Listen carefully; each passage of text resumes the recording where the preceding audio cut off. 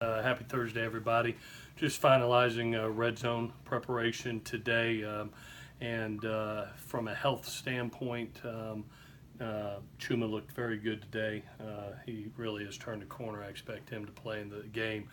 We held Bubba Bolden again and probably will be out for the game. And Michael Pittman actually got significant work today. He's getting closer. Still doubtful, but looked very good. He's a little bit further ahead of schedule than I thought he might be. With that, I'll take any questions that you have. How much are you going to miss Bubba? Really, when you look at the depth of our safety position right now, we're looking at having four safeties. He was the fifth guy that was, preparing each and every game and staying with our defense, and he was helping out on special teams. So I hate it because he missed a week of progression and actually learning the safety position, continue to progress as a safety, as well as helping us on special teams. So yes, he'll be missed in this game. I think we'll get him back for next game, though. He's progressing nice. This is the fourth straight year where you guys are playing Stanford like week 2 or 3. Is there a preferred time on the calendar that's best to play Stanford? Well, we're locked into that, Joey, to be honest with you. It's basically a rule because Stanford and us play Notre Dame, both play Notre Dame. So by conference rule, we have to play them within the first 3 games. That's why you always see they're usually game 2 or 3 each and every year, and that's because of us having the Notre Dame rivalry, both of us. Is it tougher to play them early, or is it? I've never played them late, so I played them in the Pac-12 championship game the one time, and they looked like the same Stanford team to me. They're very disciplined, very physical. They're a Coach Shaw run bunch. I've always been impressed with how they do things, and it's always been a very tough game for us. Cam was saying yesterday that you guys last week didn't practice against any 12 personnel, and that kind of caught you off guard against Western. How much of that was just weird because Western had a new coaching staff, and how much do you wish you could have prepared that better? We practiced a little bit of 12. I wish it would have been more. We were really significantly preparing for 3 wides. Clancy had a 12 package ready and used it, but we were really in preparation for a 3 wide bunch. But we did practice some 12 during that week. Wish it would have been more. And how much of you mentioned the defensive issues were more just alignment and gap stuff. Mm-hmm. How much of that was just it was tough to prepare for Western Michigan, and how much of it was just a little bit I think it was a little bit of both, to be honest with you, Zach. Just really looking at 3 different football teams, to be honest with you. We're looking at the co-offensive coordinator who was at Syracuse with the head coach. The head coach was at Purdue the year prior, and then the offensive coordinator is from Indiana, and we were expecting possibly a mix. So you were actually having to prepare 3 different teams. I think that's always the hardest type of game, is when you're coming in not basically knowing what to expect. And give our kids credit. I thought they learned on the go and on the fly, and I thought they played better in the second half and adapted better in the second half, especially in the fourth quarter. How much of an impact did Cam have in the second half when you look at both halves, a half with Cam versus a half without Cam? Yeah, any time that you have a third-year starter coming back in, that's always going to help. There's so much experience that Cam brings to the table and so much confidence, that he brings to a defense. He's kind of like Sam on the other side of the ball. He's kind of that quarterback of the defense that gets everybody lined up, that's making plays. And when you have that guy in, it is a confidence builder. I will commend Jordan on his play in the first half. For a guy that was walking out there doing it the first time, I thought he played well. I know there's a couple that he wish he had back, but I'm so glad he gained that experience, because we're going to look up one day and he's going to be doing it for real. The last 4 times they think he played Stanford, they've only had to punt 7 times. That's a great stat. I did not know that. What do you have to do to get them to punt? Yeah, Dan, we've talked about it really all week about first down efficiency. I mentioned yesterday how I think they're truly masters of 3rd and 1 to 5.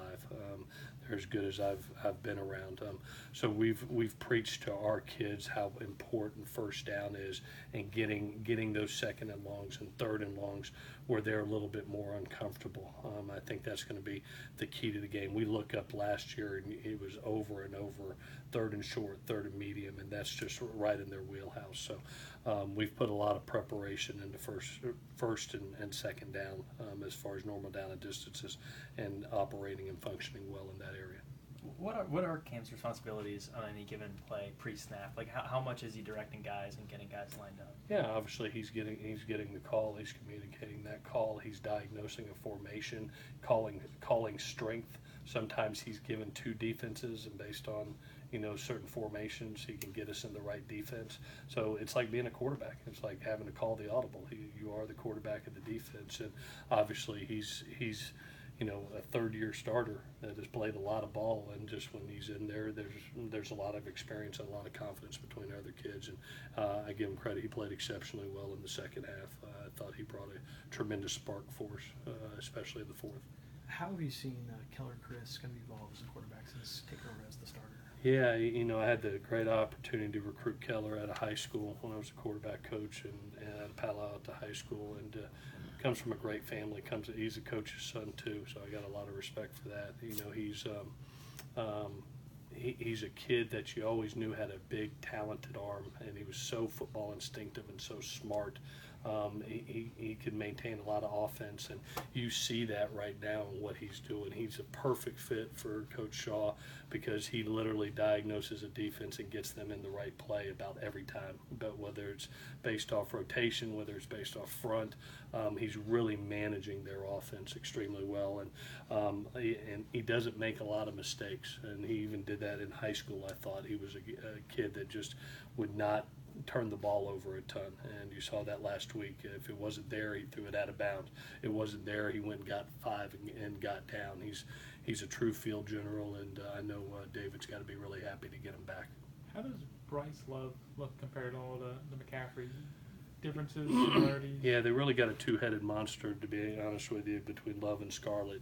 Love is a kid with tremendous explosion. Has to be, I don't know his actual time, but has to be a 4.4 kid. I mean, when he breaks, it can be gone, and he's excellent out of the backfield. He's a kid that's, he's not a 220-pound back, but he runs extremely strong. He's explosive, especially his leg drive at contact, I think is really something that we're going to have to focus on, that we talked about wrapping up and gang tackling and getting to the ball, because he breaks a ton of tackles. And then you see Scarlett, who's a bigger back that can run between the tackles, and again, he has nice hands out of the backfield. Caught a 50-yard wheel route last week against Rice. So that 2-headed monster is kind of really carrying forth what Christian was. Christian could kind of do it all, and these 2 kids are doing the intangibles that Coach Shaw needs within their system. With Pittman doubtful for Stanford, how much confidence do you have in other young receivers to step up against Stanford? We challenged him today. I'll be honest, I challenged him today that this is going to be one of those games. It always is, that you have to make the tough catches because there is a ton of one-high coverage that this team plays. A lot of man, even their cover 3 has man principles to it. So, and they have a very experienced older group that are all juniors and seniors in the back end. They've played a lot of football. So this is not going to be where you're wide open. This is going to be one of those you're going to have to make tough catches. So, and they have to be able to help us, because this is a good run defense also. We had some success last year with the run, and this is something that I think if we continue this balance of our offense, that those kids are going to have to show up and make big plays for us, especially down the field. Does this group of offensive linemen do anything better than the guys did last year as a group? They all look like the same guys, I swear. they all come in. They're all athletic. They're all big. But they know their system inside and out. I think one of the things that David does a really, really good job of is being able to prepare them for the looks that they need, but then the quarterback, like I said, getting them in the exact play that they need to be, being to make their line advantageous to the play that they're running. You know, it's something that they're never in really a bad play for that offensive line, and I'll be honest with you, they execute extremely well. It was an impressive ball game. Their first time out, had some kids in some new positions to go out there and play well. I thought their O-line did a nice job. Okay. All righty, guys. Have a great Thursday night.